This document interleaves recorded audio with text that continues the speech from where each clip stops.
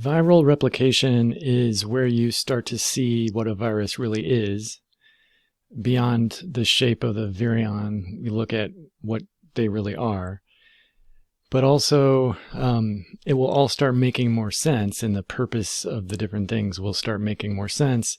You have to work through some biology stuff to understand viral replication, but once you work through it and understand it, it will fall into place and you will know what a virus is. And most people don't. So let's get into it. So viral replication is critical or absolutely necessary for any virus to keep going. It has to replicate in a host cell. So we call them obligate intracellular parasites. That means they must grow inside a cell. There are also bacteria that are obligate intracellular parasites. Viruses are crazy in that way. They don't grow. They don't get bigger. They are assembled at full size. So the cell is kind of like a machine that builds the virion. So the virion does not change size. It just gets made at its size. And that's inside of a host cell. And that process of replication is going to depend on what the host cell is. So we will look at a bacteriophage first, because that's the simplest situation, and then we'll look at animal viruses. And you'll see there are some steps that are different between them because of the host, how different the hosts are. And the big thing is that animal cells do endocytosis. So animal viruses use endocytosis to get into cells. Bacteria and archaea don't have vesicles. They don't use endocytosis or exocytosis because they are smaller than a vesicle. And because they have cell walls, so it wouldn't make any sense anyway. So bacteriophage can't use endocytosis to get into a cell. So if we look at bacteriophage first, they have to go through 5 steps. The first one is attachment or absorption. They are the same thing. It's just chemically we think of it as absorbing. Biochemically we think of it as attaching. It's the same process. And so where does that happen? Kind of like here. This is the phage. This is the cell. The phage attaches. And then penetration is when it injects its nucleic acid into the cell. So it has to enzymatically digest the cell wall and then enzymatically push the nucleic acid into the cytoplasm. Then somehow this nucleic acid has to have instructions on it that this cell will follow to make the pieces of new virions, to make new nucleic acids, to make the capsid and capsomeres, to make anything else the virion would have in it. And then maturation or assembly, these are the same thing. It's the process of fully assembling the virions. And this all happens in the cytoplasm in a bacterial virus. And then the last thing is release. This is where a bacteriophage is typically going to lyse the cell and get out that way. So this cell dies during this process. So in a little more detail, the first 2 steps are attachment and penetration. Attachment is very specific. This is where we think about what receptors the virus is looking for on the host cell. So again, back to COVID, we talk about the ACE2 receptor and cells that display that. That is what matters for attachment. And there's talk of one of the mutants that spreads faster. One of the things it does is attach more strongly to that same receptor. This is the very specific step that can determine a virus's tissue tropism. Though for bacteriophage, there are no tissues. Bacteria don't have tissues, so it really is just the host range there. And then penetration, again, is what I said. Biosynthesis is the complicated part because that's where the cell has to translate RNA Well, biosynthesis is complicated because the cell has to, well, if it's a DNA virus, like what we're looking at, it has to transcribe the genes and then translate them to make proteins. What do those proteins do? Well, the first proteins are going to change the cell's behavior. The virus is going to change the way the cell acts. And specifically, typically they take over protein production. So they're going to kind of hijack that system. Some viruses are going to break down the host DNA, and that will ultimately kill the cell. Some will disrupt host transcription. Some will disrupt host translation, as all this stuff we can understand. Maturation and assembly and release are all pretty straightforward.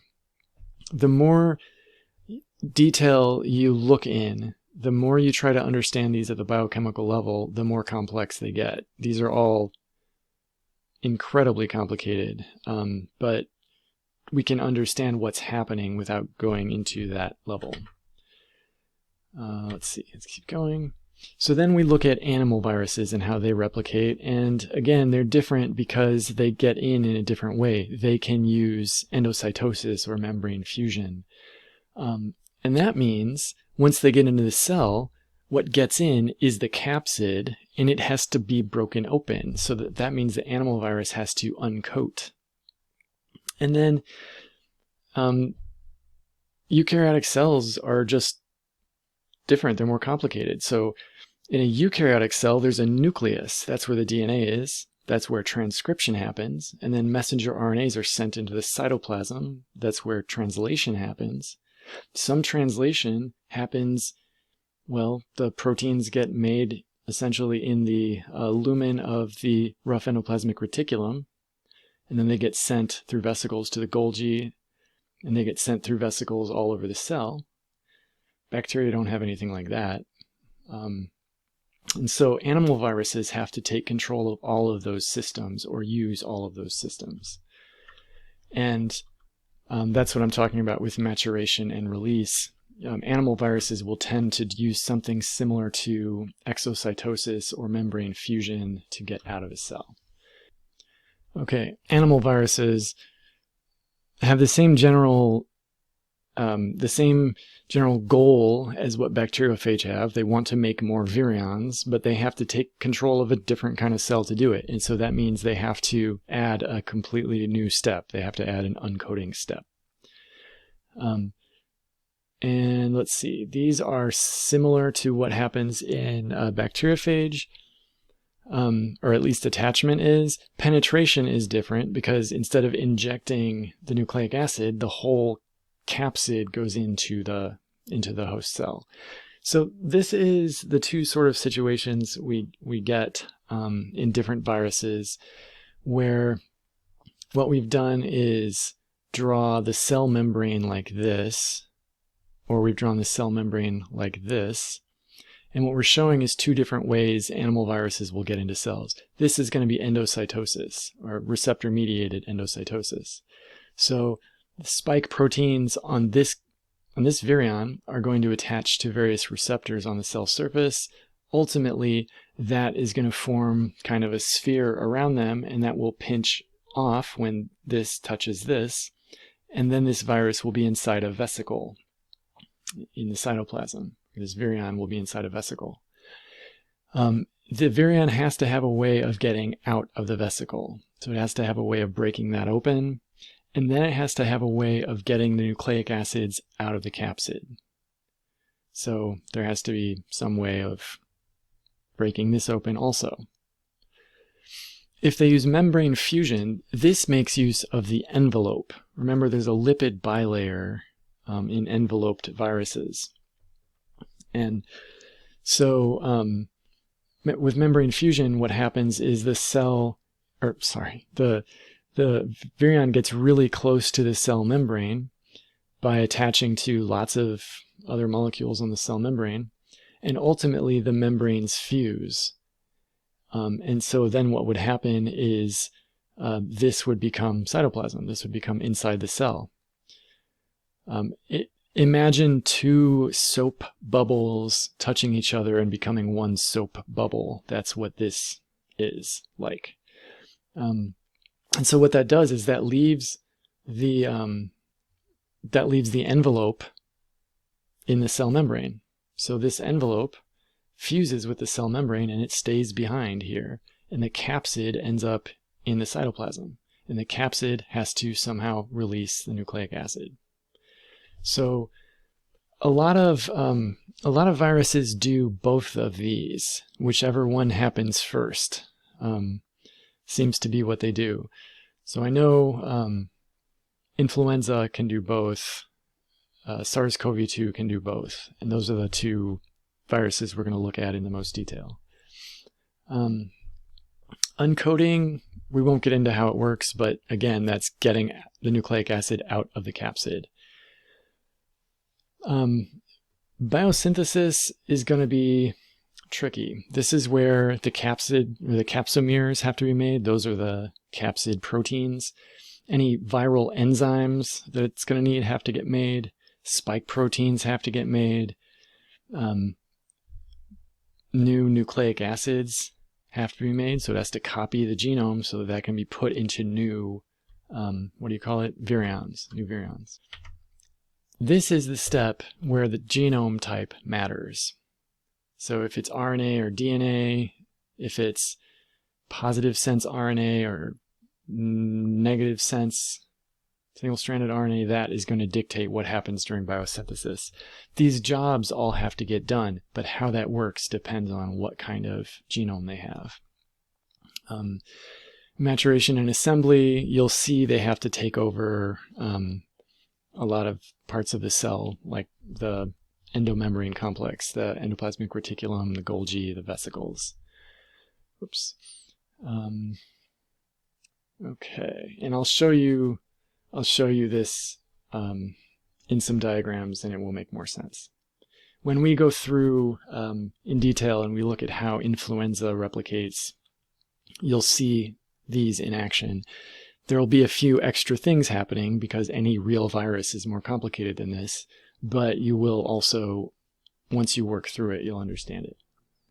And then the last thing is release, and that's either breaking open the cell and killing it, or leaving through a process like exocytosis. And in cases where the virus leaves through exocytosis, it's not like the cell is happy. The host cell is now a factory for making these virus particles. So the cell is now a zombie that just makes virions. So this is a diagram from your textbook that shows the different steps, and this would be an exercise you could do. What they have in the textbook is little numbers up here, and the numbers for each of these steps correspond to numbers here. So, I don't know, see if you can figure out which number would be which. It's not meant to be challenging here. It's just a thing you could do. And it's always good to look at different diagrams of the same thing to see what do the artists show the same way, what do they show in different ways, and why do they choose to draw certain things. That's enough for this video. In the next video, we're going to look at biosynthesis and how it differs between different types of viruses, and that will be its own thing. We need to take some time with that. So I'll see you there.